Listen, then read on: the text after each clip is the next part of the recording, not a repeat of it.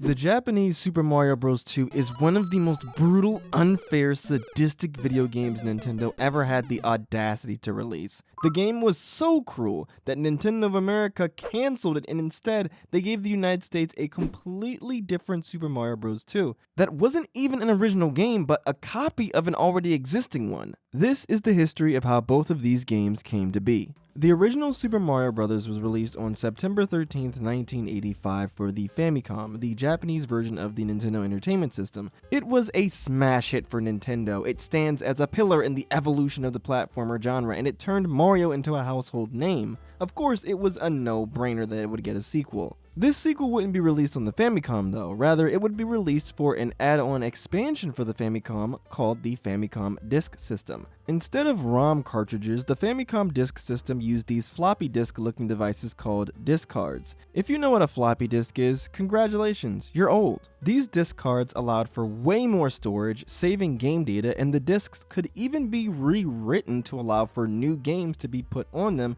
by going to a disk writer kiosk. So once you were done with one game, instead of having to buy a new disc, you could simply erase the data on your old one and replace it with a new game. The Super Mario Bros. Sequel released on June 3rd, 1986 on the Famicom Disk System was called Super Mario Bros. 2, with a sticker on the cover that reads, "For Super Players." I'd like to put a big emphasis on the "For Super Players" part, because this game does not care if you're an 8-year-old whose mommy just bought this game for him at Toys R Us. This game will punch you in the face, kick you in the nuts, and then ruin your credit score. It is a game for only true gamers. The reason for this increase in difficulty was because the developers of the first game were degenerates.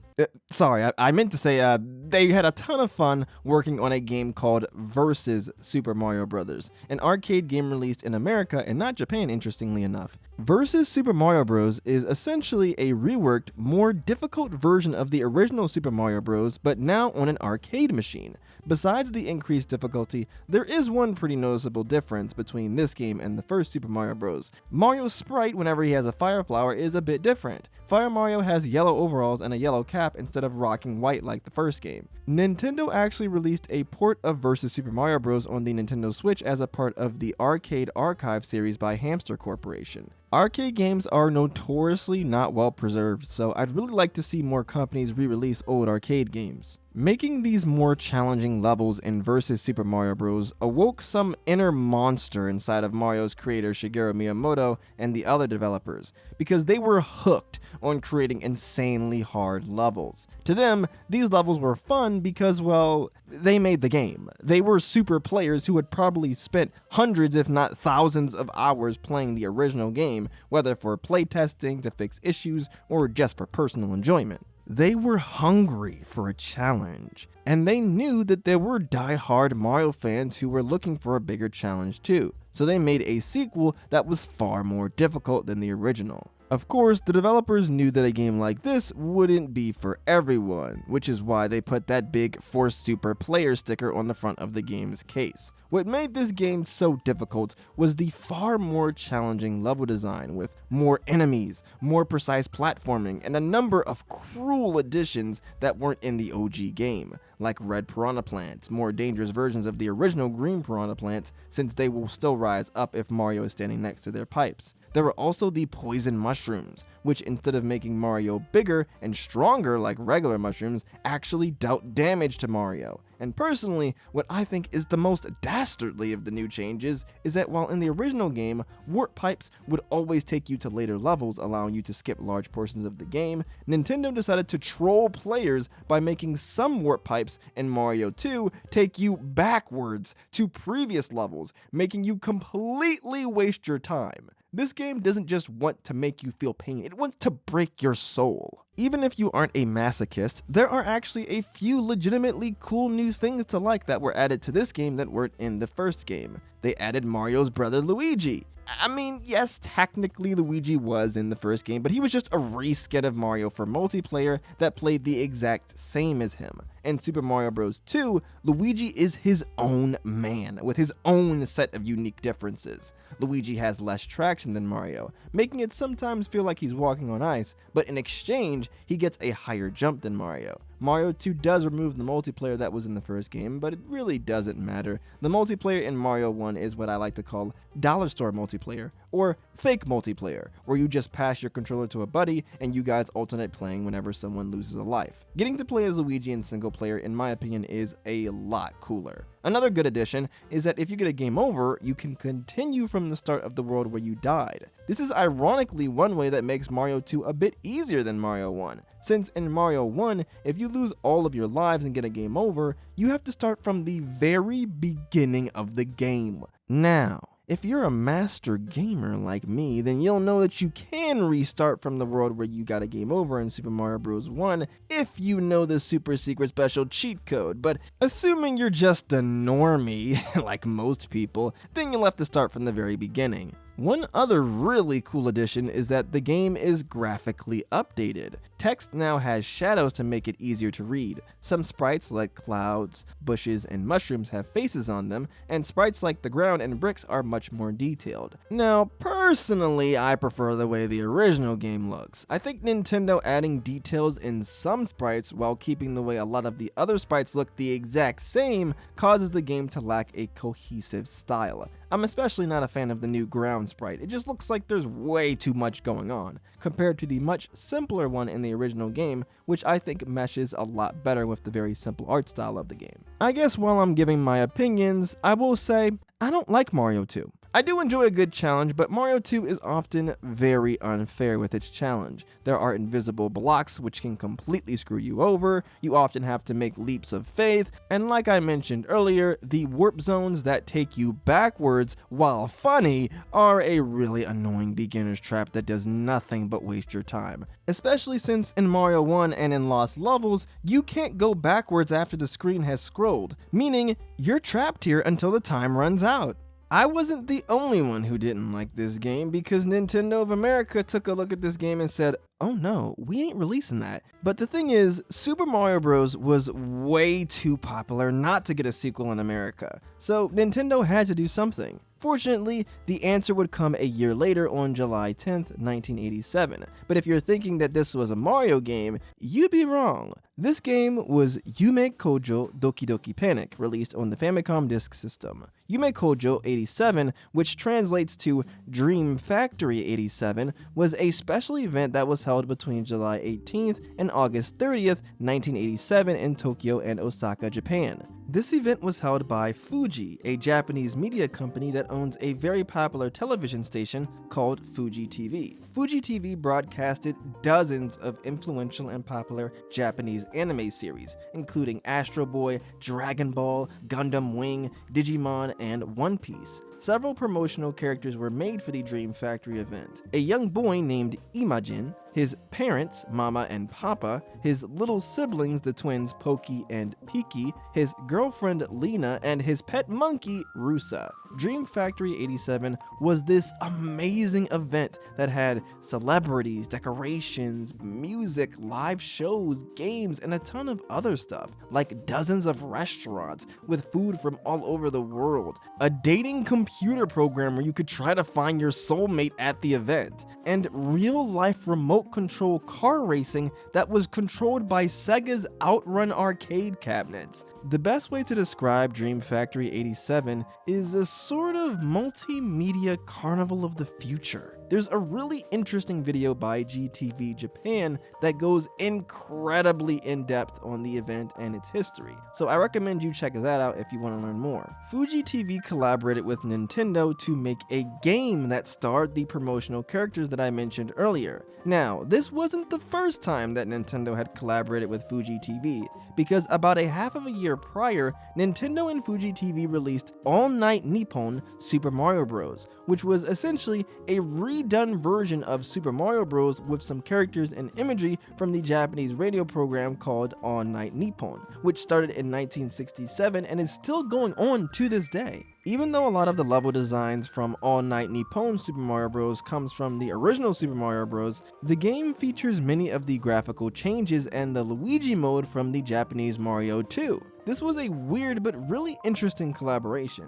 Nintendo and Fuji TV's next collab, Doki Doki Panic, however, would be something totally new. Now, if you're a Mario fan, chances are this footage of Doki Doki Panic that you're seeing right now looks very familiar, and that's because this game would get retooled into the Super Mario Bros. 2 that America and the West got in late 1988 on the NES. There are some notable changes in Mario 2 USA, like you can't run in Doki Doki Panic by holding the B button like you can in Mario 2 USA. The characters don't shrink in Doki Doki Panic when they only have one heart left, and you need to beat the game 4 times, once with each character, to get the full ending of Doki Doki Panic. Talk about unnecessary padding. However, all in all, Mario 2 USA is essentially Doki Doki Panic with a Mario makeover. They use some music themes from Super Mario Bros. 1 in place of some of the original tracks from Doki Doki Panic. Some of the items are changed, like the hearts are changed into the iconic Mario mushrooms, and genie lamps are changed into magic potions for some reason. The most recognizable changes, of course, is that the characters are all swapped with Mario characters. Imogen is replaced with Mario, Mama is replaced by Luigi, Lena is replaced by Peach, and Papa is replaced by Toad. Mario is the balanced jack of all trades. Luigi can jump higher but is a bit weak. Toad is fast and strong but has no hops. And Peach has pretty bad stats all around, but she makes up for it with her ability to hover in midair horizontally for a bit, which in my opinion makes her the best character in the game, especially for beginners. My next favorite after Peach is probably Mario. He's a nice all-arounder that you can never go wrong with. Toad is next. I'm not really a big fan of his low jump. I had to use the super jump a lot more with him than the other characters, which you can do by holding down and then jumping. My least favorite is Luigi. His high jump is nice, but the jump feels very loose and unwieldy, which makes him a hassle to control. Mario 2 USA is basically Doki Doki Panic with a Mario skin, but Nintendo couldn't change everything about Doki Doki Panic without significantly changing how the game played. So as a result, Mario 2 USA does feel quite different in a lot of ways from Mario 1 and even future Mario games. While Super Mario Bros. 1 is very horizontal in its level design, Mario 2 USA opts to place a bigger emphasis on verticality, which to this day makes it feel really unique compared to just about every other 2D Mario game. Another big difference that this game has is that jumping on enemies doesn't kill them. You just kind of chill on their heads. Instead, you pick up objects, including other enemies, and throw them at whatever foe you want to take out. I actually really like this, as it can make for some neat little mini puzzles where you have to ride objects to get across large gaps, and being able to throw things gives Mario a lot more versatility in combat. Some of the Mario staples aren't here, like there's no Bowser. Instead of facing an evil turtle dragon, you face the much more threatening evil frog, Wart. The game doesn't take place in the Mushroom Kingdom. Instead, you're in Subcon, the land of dreams, not to be mistaken with Dreamland. And another odd thing is that there are only 7 worlds instead of the traditional 8. Mario 2 USA is kinda weird, but I think it makes it stand out from other Mario games even today. I'd personally go back to Super Mario Bros. 1 or 3 before this one, but I still do like this game more than the Japanese Mario 2.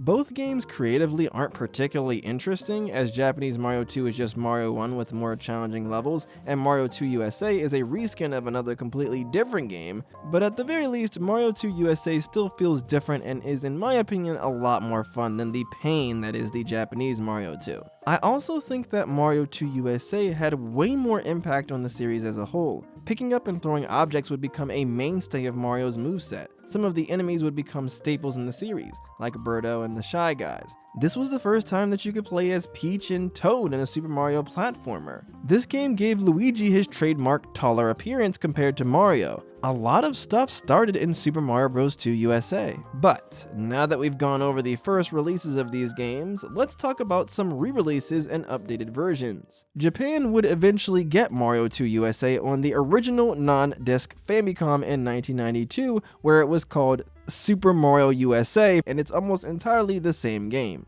Mario 2 USA would get another release as a part of the Super Mario Collection, aka Super Mario All-Stars in the West, on July 14th, 1993 on Nintendo's next home console, the Super Famicom, aka the Super Nintendo in North America. This collection would also feature an updated version of the Japanese Mario 2, marking this as the first time that America got this game. it was renamed to Super Mario Bros. The Lost Levels. I like this title a lot more than just Super Mario Bros. 2, as it actually makes sense because the Japanese Mario 2 feels a lot more like an expansion pack than a proper sequel. So I'll just refer to the Japanese Mario 2 as the Lost Levels from now on. In 1996, Mario 2 USA would get a weird kind of a sequel, but basically the same game called BS Super Mario USA for the Satellaview, an add-on for the Super Famicom that allowed users to stream music, download games, listen to radio programs, along with a few other neat things. How BS Super Mario USA worked was at certain times during the week, one of the 4 episodes of the game would be available to play, and while you were playing the game, you could play a special audio stream that played music and even included voice acting to explain what was happening in the story.